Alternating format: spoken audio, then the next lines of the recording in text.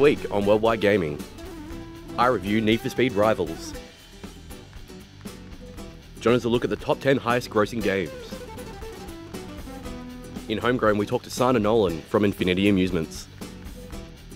And in Talkback, Liz talks about cosplay. Hello and welcome to Worldwide Gaming. I'm your host Ryan. I'm Vince. And I'm Liz.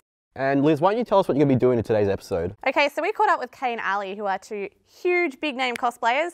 Last year they were actually lucky enough and skilled enough to go to Tokyo and represent Australia in the cosplay equivalent of the Olympic Games, and some of their costumes are phenomenal. I can't wait to show them to you guys. Alright, more on that later, but first we have the forecast.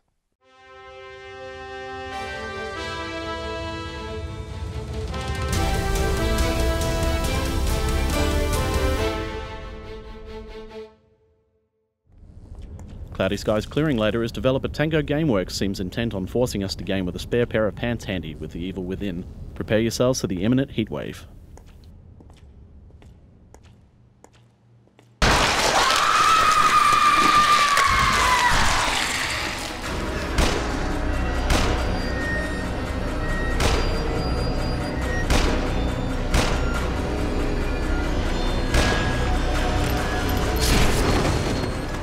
Warm weather ahead as Pencil Test Studios continue work on Armacrog, the spiritual successor to the Neverhood, set to be released on PC and Wii U. We're giving this a 2 on the WG thermometer. Let's get a look at the hull.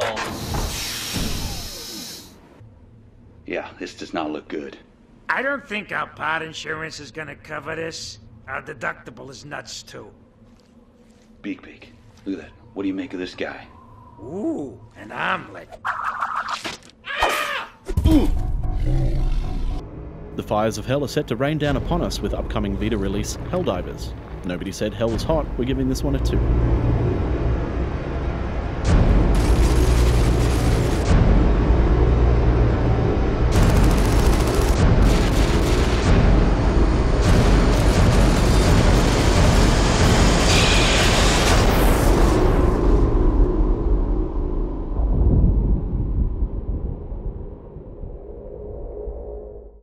And that was the forecast. Liz, you seem pretty excited for The Evil Within.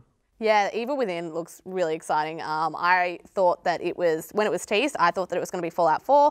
I was disappointed, but I guess this is okay instead. Yeah, we'll have to wait a bit more for Fallout 4.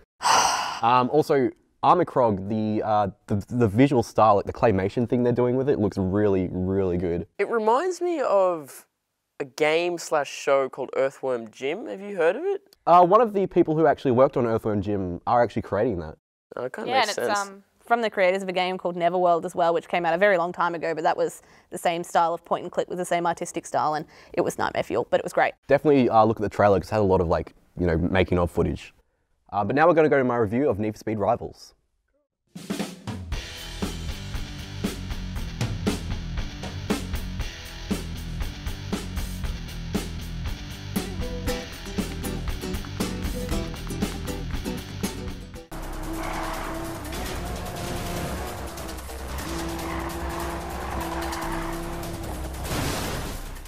When a game franchise is released every year, how much can it really change from 1 year of development? Well, believe it or not, there has been a new Need for Speed game every year for over 10 years. And at the end of last year, Need for Speed Rivals was released by newcomers Ghost Games.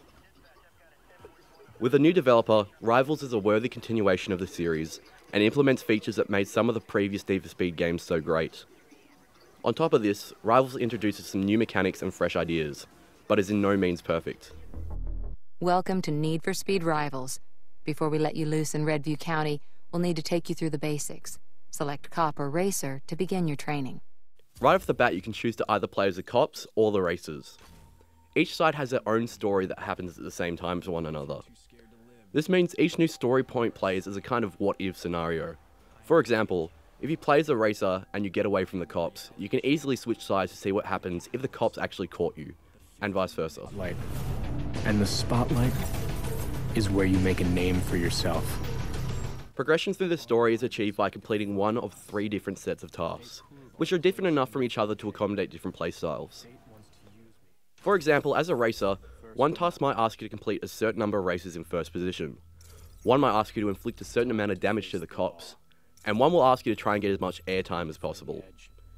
This is a great idea that allows you to choose how you want to play the game, and if you aren't particularly good at one aspect of it, such as evading cops, you can still progress through the story by picking the task that suits you.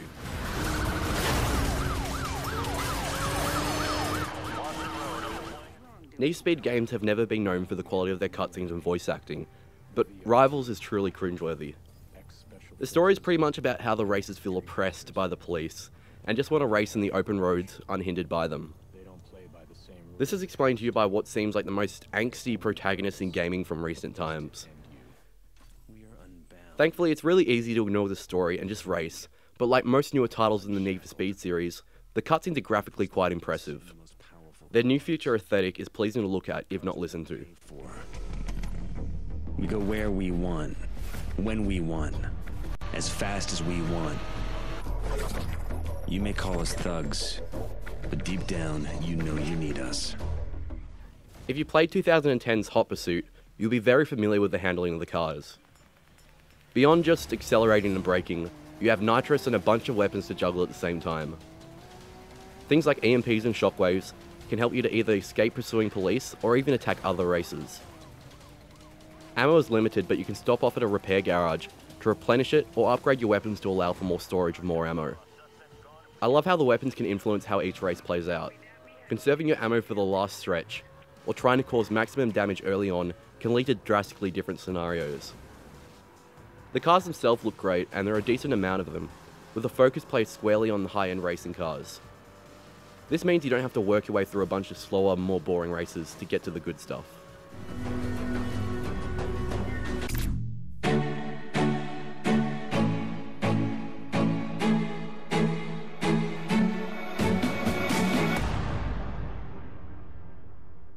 One of the things that sets this game apart from the others is that the game world is also home to other real-world players in either faction when played online.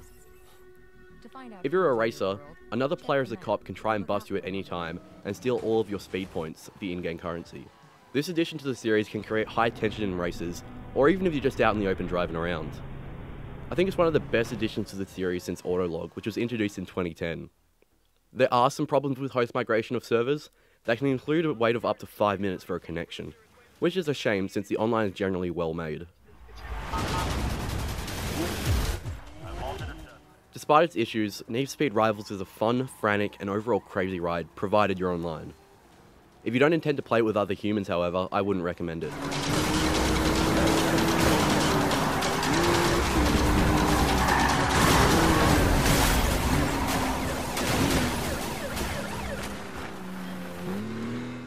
Hey guys, I hope you're enjoying the show so far because we have a lot of fun making it and we really hope that you enjoy it as much as we do. If you are having a good time and you want to join in on the conversation and maybe even chat with a few of us live as we watch the show, you can do that on Twitter using the WGTV hashtag. Otherwise, if you want to check out more of the stuff that doesn't make the final cut, you can check us out on our Facebook and YouTube channels. Really, I hope you're having a good time and stay tuned.